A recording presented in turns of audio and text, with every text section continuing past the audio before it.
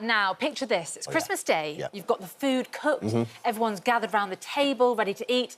And it's time to carve the turkey. Now, for some, this can be a bit daunting, can't it? Absolutely. I mean, I've made a hash of it a few times. And it's annoying because, like, you cook the bird and it goes really well, and then you end up making a pig's ear. Yes, smashing it to bits with your knife. So do not worry, because today we're joined by award-winning turkey farmer and Guinness World Record holder for carving the fastest turkey ever, Paul Kelly. Paul, so nice to see you. Thank you so much. Thanks for having me on the show. Paul, just give us a little bit of background for you guys, because was it Delia that put you guys on the map years ago? Yeah, we started our bronze turkeys in the early 80s, and it was really struggled, because, I mean, people didn't want the bronze turkey because of the black feather stubs. Delia came to the farm, saw what we were doing, loved what we were doing, the dry plucking, the free-ranging and the bronze turkey. Put us in the Christmas book, and suddenly everyone took us seriously. We were the laughing stock of the industry up until then. Unbelievable. So Delia gets a free turkey every Christmas, and has done since. Because now you're the gold standard. I mean, like Jamie Oliver said, you're the Kate Moss of the turkey one. I love that, it's wonderful. Yeah, I know. He's lovely, isn't he? Yeah, he's a great guy. How wonderful. So if people are... Let's just sort of go back to source first. When people are buying, if they're not buying a bronze, what should they be looking for? Because you said, you know... It's a minefield out there, absolute minefield. What do you look for? You can't just see something in a bag, can you? Maturity is the biggest single impact on flavour. So actually, just get the most expensive turkey you can afford, yeah, because that will probably give you more maturity. When you get maturity, you get fat, you get eating quality. And you said there's no point getting a crown because you're paying for them. No, I don't understand that. Common sense would dictate buy a whole turkey. You know, you just cut that back bit off. Yeah. You pay for the whole bird. The cost per kilo of a crown, when you look at the whole bird, buy the whole bird and you get all the back end that's got all the gravy and the lovely dark meat as well. Absolutely. OK. Well, let's see this carving then. Come Right, on. OK, so what we're going to do is we're going to break the bird down to its primals. We've taken the bird out of the oven and we've let it rest. Don't cover it. How long are we leaving it to rest? At least half an hour, preferably an hour. And don't cover it, don't put sleeping bags and tin foil and blankets over it, because the turkey will continue to cook, and it will overcook.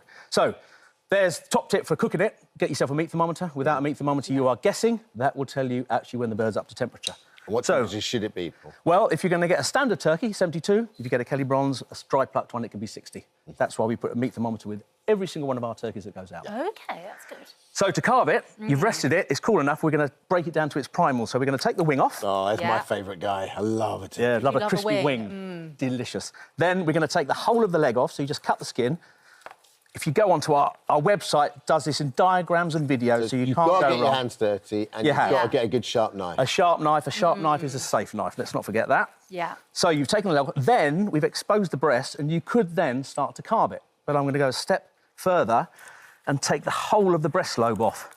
So that's just following the line of the bone. And get your carving fork there. Peel it out and then just take your time. This bird has been out of the oven for over 3 hours now, and it is still warm. Wow. Gosh. There we go. And does that make it easier to carve the breast when you do that? It does. Well, do you see what I've got there now is the breast there and the leg. Yeah. We take the skin off. Now, this is top tip. Yeah, we've got the crispy bit here. You put that into a baking tray. Yeah. Like that.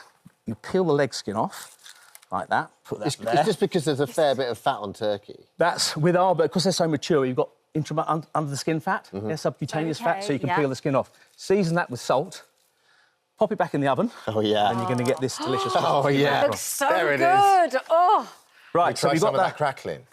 We've got the weekend, of course. So you've got the breast there. Now, you see, you can go down through the breast, carving lovely slices. Yeah, great. Even slices of turkey meat. OK. So you're completely taking the breast off the bird. You're not trying to do it whilst the bird's still... Exactly. Yeah. And you can, if you do it this way, typically you'll get 20 to 30% more servings, because you're just doing it in an organised way. OK.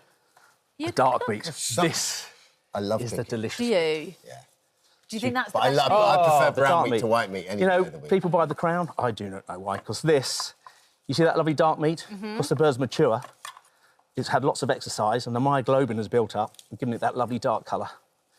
So you carve into there. Now, if things are running a bit slow on Christmas Day, the easy way to get your meat back up to temperature, if it's a bit tepid, you get your stock, and these are just the juices from the bird.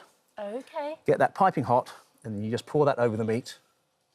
And that gets the meat up to temperature. That will bring the meat back up to temperature. So if you had a boozy morning and things are running a bit slow, just get your stock piping hot. And there you have it. And that is just the juices from our turkey. And then, Paul, what about the undercarriage of the bird? Like, do you carve that, or do you just wait and let that kind of settle and then pick it apart like the oyster or the... Yeah, I mean, that's a great thing with that. I mean, what you leave on the bone there, my favourite leftover recipe is just getting every little bit you've got, Yeah.